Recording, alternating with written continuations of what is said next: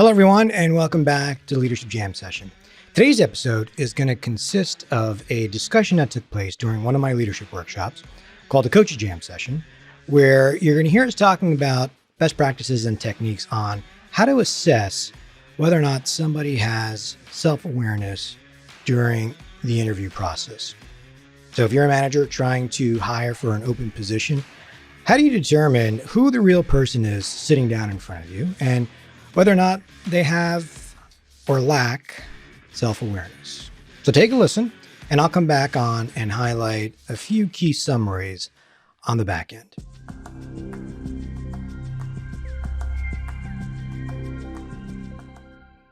What we're looking for is who's the real person showing up, right? And some of the techniques that each of you spoke of is definitely helping to try to get that self-awareness, right? Try to see, number one, who's the person sitting in front of me and what level of self-awareness do they have? There are very good interviewers out there. They're like professional interviewers and come very well prepared to answer that question. Something related to what are you currently working on? What do you want to be coached on, right? And so I'm just curious, anything that you do to take it even further, to try to go even deeper? Yep, Kevin? So to your point, professional interviews, I think I had one of those yesterday, literally. It really boils down to following their question, their answers into a rabbit hole. Like, all right, let's go there. I have too much passion sometimes. Oh, let's talk about that. And what does that mean? And boiling down to, okay, so what does that look like? Then what are you doing to improve it? Right? How are you working on it? Or have you been coached? And she's like, I'm reading books. I'm like, oh, well, tell me more. What books have you found to help you with that? Guess what came up? That book that's over your shoulder, It's Your Ship. I'm like, well, that's kind of more leadership. That's not helping. And I went, okay, so maybe we're getting just a bait because she hadn't thought through the whole thing. Right. Yeah. And so that came up yesterday. And I think you have to follow it down the rabbit hole to say, okay, you gave me this answer. Let's go there and let's play with that for a while. And things will usually pop out and you go, all right, that's either truthful, I feel, or it's not. And you can make determinations from there. Just curious, was she in one of my courses? Not that I'm aware of. Oh, all right. We might have to follow up. Yeah. Talk about going down a rabbit hole. Yeah. All right, Rich. Yeah, Kevin, a former manager of mine, I think yours too, called it peeling the onion. Yes. Yes, he does. I'm going to steal something else that he taught me too. And that to address this concern, tell me about a mistake that you've made recently and what you learned from it. And I tell you that if you get someone that can't think of one, that's a tough one to swallow. If you can't think of one mistake you've made in the last 5-10 years, pick something. If they're sitting there scratching their head, I get a little concerned. Yeah, I mean, usually when I get that question, I'm like, how much time do we have? We can be here a long time. You mean today? Today, right. We're talking today, yesterday. So, yeah, very interesting, right? So, yeah. That's a great one. Sorry, it's just so great because, I mean, that's a big thing about emotional intelligence, to be able to even admit that you've made a mistake, right? And then how did you handle it? Do you take accountability? It pulls out so much. I really like Kevin's comment too about going into the rabbit hole or peeling the onion. That it's really picking up on these cues, right? That they say in the interview and honing in on them. Yeah, go ahead, Denise. I was just going to say, I try to disarm people when I'm interviewing them, and in terms of, about, we all have areas of opportunity, areas that we're working on. I can't get some of these expense reports approved in a timely manner, and I really am letting my team down. And it's kind of like it disarms them and allows them to be a little more honest and human with me. Love the whole notion of disarming. That really is a great technique in terms of, you want to try to create a very welcoming, warming environment because you're trying to get their guard down, which hopefully you see the true person, which hopefully gets to some of that EQ information, right? Whether they have it or not, because self-awareness is tied into emotional intelligence for sure. So, you do have to kind of at least try to get them to drop their guard down to see who the real person is. Rich, and then Jim? Yeah, I was actually going to kind of comment on the same thing, the importance of of starting off the interview in a relaxing way, and it really sets the tone for the whole interview. If you're not able to kind of allow them to relax, a lot of that stuff sometimes stays close to the vest. So I was basically going to comment on the same thing that Denise had said. Yeah, and using like yourself as the examples, there's no better way to do that than that, right? Saying, well, here's what I'm working on, or here's what, mistake I made today and yesterday and the day before, and but I don't want to take up all the time on the interview. So what mistake have you made? All right, Jim? Building on that theme of trying to get people comfortable, I don't know what all of you do, but I'm sure most people have another manager interview, at least one other manager interview their candidates. But I've really taken advantage of getting my team involved in the interview process and kind of giving people a role.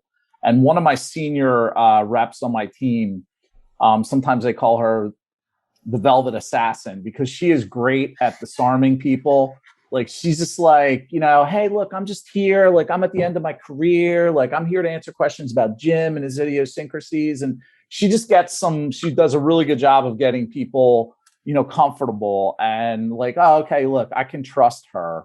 And, she's gotten some stuff out of people that, kind of slipped through in the first round of questions during the interview process. I think there's something about that. Not to mention, when you get your team involved, I mean, this is a potential peer member. It kind of, it starts that process of bonding with the team, early on.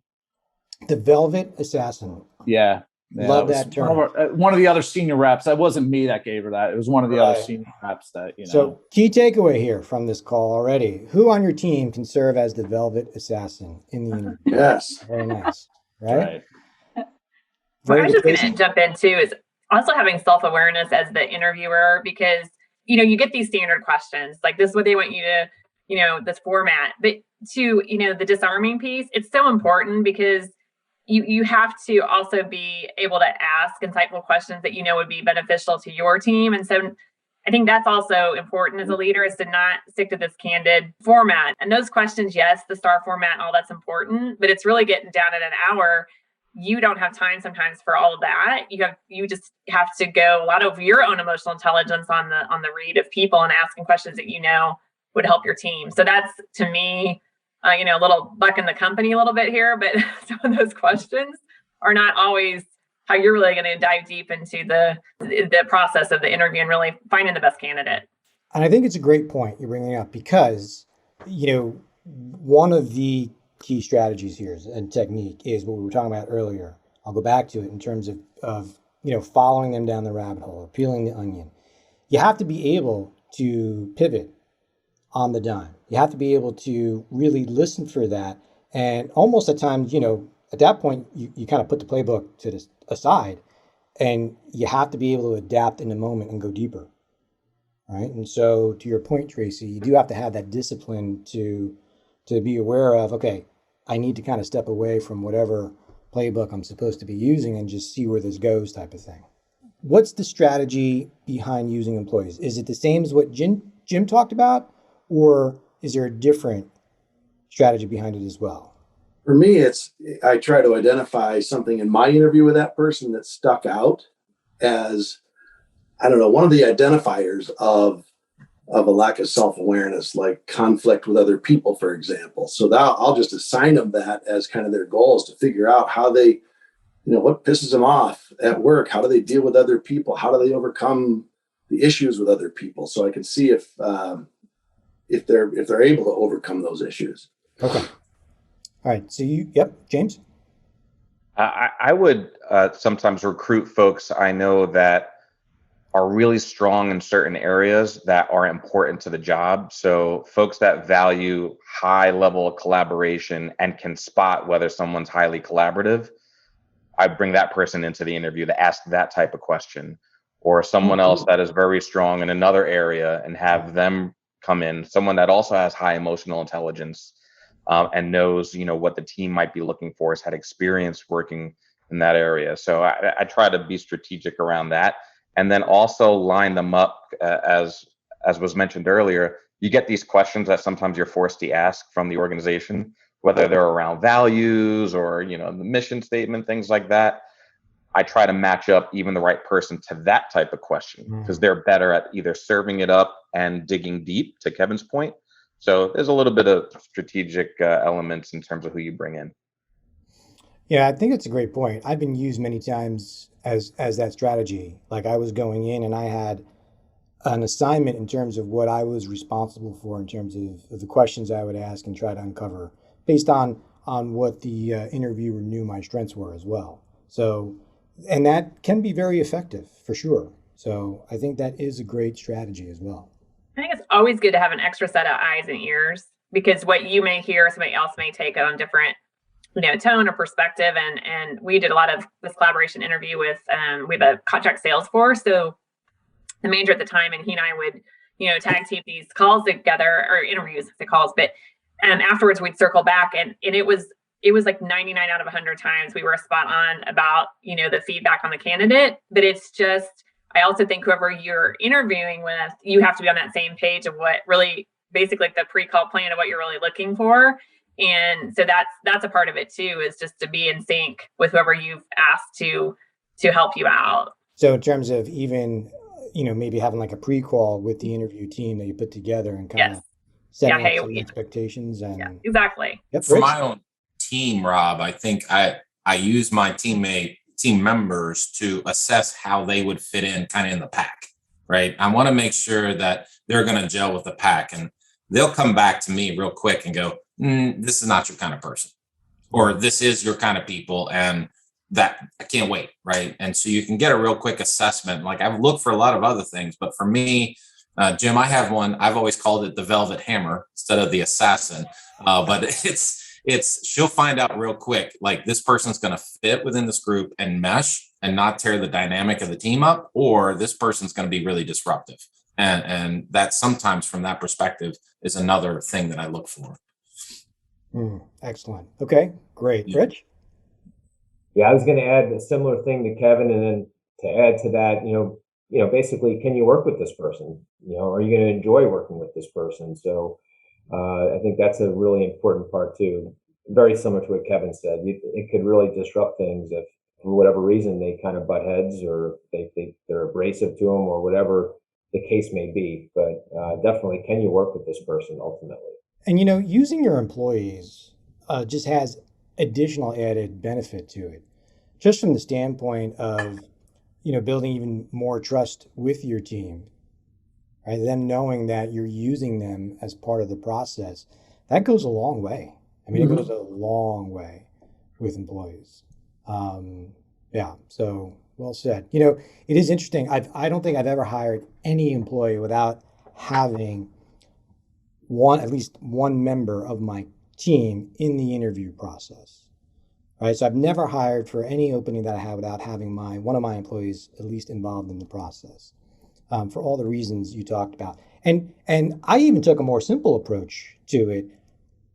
In most cases, the direction I gave them was, you don't have to ask any questions, because the other part of this too is sometimes depending on the organization, you might not even be allowed, it might be frowned upon because of, if they've never gone through an interview workshop. So it gets into some of the legalities of that. However, so part of it is just protecting your employees. I just would tell the candidate that you're going to meet with one or two of my members. It's your time to ask whatever questions you want of them, of the team, of even me. Ask them about me. And so sometimes I use that as a way of assessing the type of questions they would ask the team of those members. But at the same time, it did help to drop their guard down. And many times, because they were just talking like a peer-to-peer, my employees uncovered things that I would have never uncovered in the interview. And we passed on a few members because of that. So, yeah. Jim? When I started doing it was a combination of things. I was new as a manager, and I was looking for, like somebody had said, like another set of eyes and just some support. In addition, the way that we were structured when I was first leading this team, we had like an overlay. We had like a key account rep that would overlap with a couple other. So, you were looking for those, the seeds of like, is this going to be a tight team? Are they not going to be able to kind of work together? So that's kind of like how it started with me. But then I found some of these other pieces, and like currently we're no longer structured that way, having having like overlapping customer responsibilities. But I still think it's such an important part of, we've talked a lot about this on the call. Each one of you guys is obviously somebody who's trying to build a team. And I think that, giving them a piece of that, like, who do you want to bring into the family? I think that's a really important part, to start early.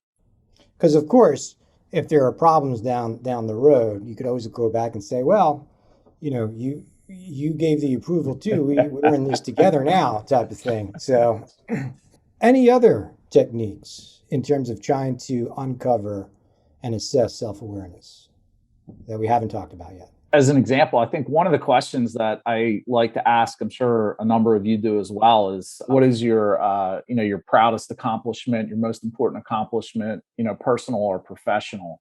And I think that potentially can give you a lot of insight into the individual. Everyone likes to talk about, their favorite things. But if you can serve it up right, and if the person's got, whether they prepare for that or not, most people should be able to talk about something that they're proud of in their life. But I think it can give you a lot of insight as to what motivates them. What's really important. If you're asking for the most important accomplishment, you'll learn a little bit of what's going on behind, the curtain. I have used that question as there's two questions I always wrap up my three, I guess, where I wrap up my interviews.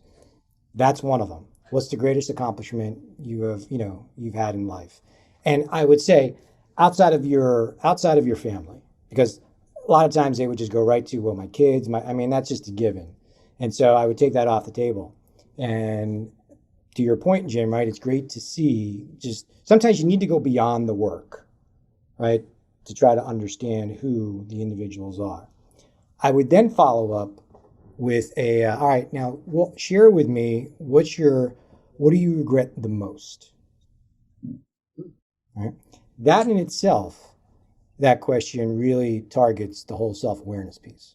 Yeah. So Rob, I think that's a very fine point that you bring up, is that there is a distinction between emotional self-awareness and kind of how you accept maybe coaching. So maybe as a part of a team, are you going to be able to deal with the team without blowing up on the team? Or how do you handle yourself in these situations? That emotional self-awareness is also critical. And so regrets and those sort of things can dig into that emotional piece versus coaching piece. And I think there are two fine lines there that you can't confuse. 100% right. And it's great to just talk about questions, because the art of really uncovering the self-awareness piece is through questions, and going back to what Rich and Kevin said before, and going even really staying with it to go deeper. All right, so before I highlight a few key takeaways for you, I first want to thank the leaders who participated in my workshop. Appreciate all of their best practices and the insights that they shared with us. All right, so the first key takeaway here is interviewing is really all about asking the right questions, the type of questions that really help to uncover who the person is sitting in front of you. And you heard us provide a few great examples of some of the questions, and we'll put them in the show notes for you. But asking questions only gets you so far, which takes you to the second key takeaway, which is the ability to pivot in the moment and to go much deeper. Loved how Kevin talked about the rabbit hole. Sometimes your candidates, they're going to put themselves in the rabbit hole, and you want to follow them into it. You want to go as deep as you can. Asking questions is about picking up on the right cues, and as Rich talked about, also peeling the onion. So you're listening and trying to pick up on these cues and just taking the interview much deeper in certain areas, which means, as Tracy talked about, there are times you're just going to have to put down the playbook. Whatever interview guide you were given, you're going to have to put that to the side and latch on to a very specific area that you think you might have to go deeper. Even if it takes you more time and it eats up some of that interview time, if you have to go deeper, go deeper.